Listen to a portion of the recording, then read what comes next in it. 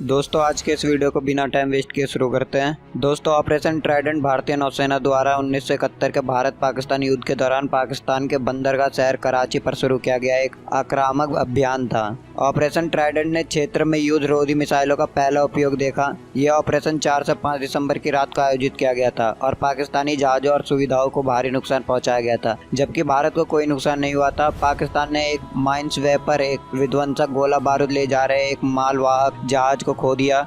एक और विध्वंसक भी बुरी तरह से क्षतिग्रस्त हो गया था और आखिरकार उसे खत्म कर दिया गया। भारत इस ऑपरेशन को चिन्हित करने के लिए 4 दिसंबर को सालाना अपना नौसेना दिवस मनाता है। 3 दिन बाद ऑपरेशन पाइथन द्वारा ट्राइडेंट का पालन किया गया। 1971 में पोर्ट ऑफ कराची ने पाकिस्तान नौसेना का मुख्यालय रखा और लगभग इसका पूरा बेड़ा कराची हार्बर में स्थित था। क्योंकि कराची भी पाकिस्तान के समुद्री व्यापार का केंद्र है, इसलिए पाकिस्तान की अर्थव्यवस्था के लिए एक नाकाबंदी विनाशकारी होगी। कराची हार्बर की सुरक्षा पाकिस्तानी उच्च कमान के लिए प्रमुख थी और ये किसी भी हवाई या नौसेना हमलों के खिलाफ भारी बचाव किया गया था। बंदरगाह के हवाई क्षेत्र को क्षेत्र में एयरफील्ड के आधार पर स्ट्राइक विमान द्वारा सुरक्षित किया गया था। 1971 के अंत में भारत और पाकिस्तान के बीच तनाव बढ़ रहे थे और पाकिस्तान द्वारा 23 नवंबर को राष्ट्रीय आपातकाल घोषित करने के बाद भारतीय नौसेना ने गश्त करने के लिए कराची के पास ओखा के आसपास के क्षेत्र में 3 विद्युतीय श्रेणी की मिसाइल नौकाओं को तैनात किया। क्योंकि पाकिस्तानी बेड़े भी उसी पानी में काम कर रहे थे, भारतीय नौसेना ने सीमांकन रेखा निर्धारित की थी जिससे उनके बेड़े में जहाज पार नहीं होंगे। बाद में ये तैनाती क्षेत्र के जल में अनुभव प्राप्त करने के लिए उपयोगी साबित हुई। 3 दिसंबर को पाकिस्तान द्वारा सीमा पर भारतीय हवाई क्षेत्र पर हमला करने के बाद 1971 का भारत पाकिस्तान युद्ध आधारिक रूप से शुरू हुआ। दिल्ली में भारतीय नौसेना मुख्यालय ने पश्चिमी नौसेना कमान के साथ कराची के बंदरगाह पर हमला करने की योजना बनाई। इस मिशन के लिए वेस्टर्न नेवल कमांड के तहत एक स्ट्राइक ग्रुप बनाया गया था। यह 48 समूह 3 विद्युतीय श्रेणी की मिसाइल नौकाओं के आसपास आधारित होना था, जो पहले से ही ओखा के तट पर तैनात थे।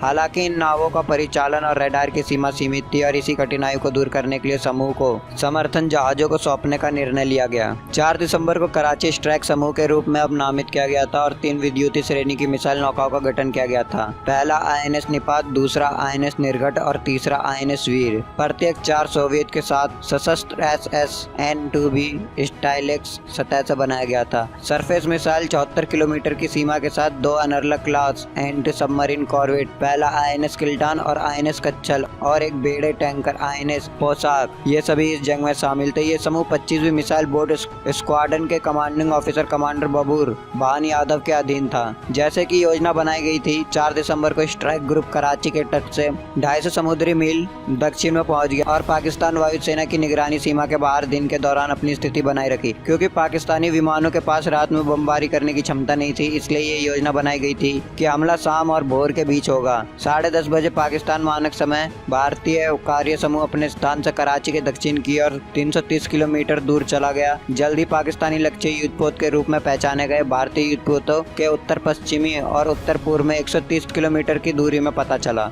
INS निर्घाट ने एक उत्तर पूर्वी दिशा में आगे बढ़ाया और PNS खैबर में पाकिस्तानी बैटल क्लास के लिए अपनी पहली स्टाइलिक्स मिसाइल दागी। खैबर ने इसे भारतीय विमान से मिसाइल मानकर अपने विमान रोधी प्रणाली में लगा दिया। मिसाइल ने जहाज के दाहिने हिस्से को मारा, जो रात 10:45 बजे पर इलेक्ट्रिशियन के मैस डेक में गोली के नीचे विस्फोट हुई। इसके चलते पहले बॉयलर रूम में विस्फोट हुआ। इसके बाद जहाज ने प्रणोदन खो दिया और धुएं से भर गया। एक आपातकालीन संकेत जो पड़ता है, दुश्मन के विमान ने स्थिति 020 FF 20 पर हमला किया। नंबर 1 बॉयलर हिट, जहाज बंद हो गया। पाकिस्तान नौसेना मुख्यालय को भेजा गया था। विस्फोट ने कारण पैदा हुई अराजकता के कारण सिग्नल में जहाज की स्थिति के गलत निर्देशक थे। इससे बचाव दलों को अपने स्थान पर पहुंचने में देरी हुई। ये देखते हुए कि जहाज अभी भी बचा हुआ था, निर्घाट ने जहाज के स्टारबोर्ड की तरफ स्थित दूसरे बॉयलर रूम में खैबर से टकराने वाली अपनी दूसरी मिसाइल दागी। आखिरकार जहाज डूब गया और 222 नाविक मारे गए। कराची के उत्तर पश्चिम में 11 बजे क्षेत्र में 2 लक्ष्यों को सत्यापित करने के बाद INS निपात ने 2 स्टाइलिश मिसाइलें दागी, एक मालवाहक पोत MV वीनस चैलेंजर और एक एक्सकॉट PNS शाहजहां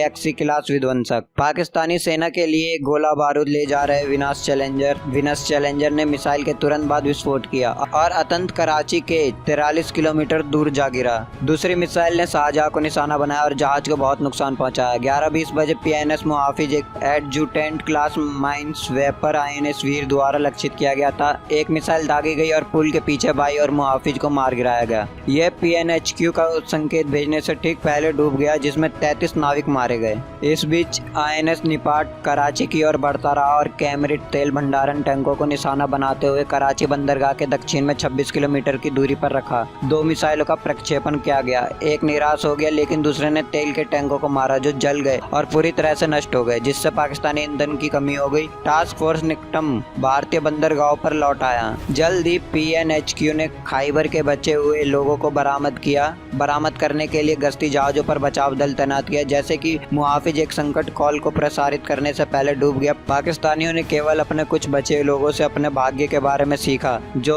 तब बरामद किए गए थे जब एक गश्ती जहाज के जलते हुए फ्लैटसम की ओर बढ़ा था। दोस्तों, इस तरह पाकिस्तान को भारत नौसेना द्वारा फिर से मुंहतोड़ जवाब मिला था। दोस्तों, आपको ये जानकारी कैसी लगी कमेंट बॉक्स में कमेंट करके जरूर बताएं और इस वीडियो को लाइक और अपने दोस्तों के साथ शेयर करना बिल्कुल भी ना भूलें। अगर आप हमसे इंस्टाग्राम और फेसबुक में जुड़ना चाहते हैं तो आप हमें इंस्टाग्राम और फेसबुक में जरूर फॉलो करें। लिंक आपको डिस्क्रिप्शन बॉक्स में मिल जाएगा। अगर आपने अभी तक हमारी यूट्यूब चैनल टेक्नोफीरिया को सब्सक्राइब नहीं किया है तो अभी सब्सक्राइब कर ले। साथ ही बगल में जो बेल आइकन है उसे भी ऑल में क्लिक कर ले ताकि हमारी आने वाली नई वीडियो आप तक सबसे पहले पहुंच सके। तो दोस्तों, मिलते हैं नेक्स्ट वीडियो में, तब तक आप अपना ख्याल रखें। जय हिंद, जय भारत। दोस्तों, हमारे चैनल को सब्सक्राइब करना ना भूलें और साथ ही इस बेल आइकन पर क्लिक कीजिए ताकि सबसे पहले नोटिफिकेशन आप तक पहुंच सके।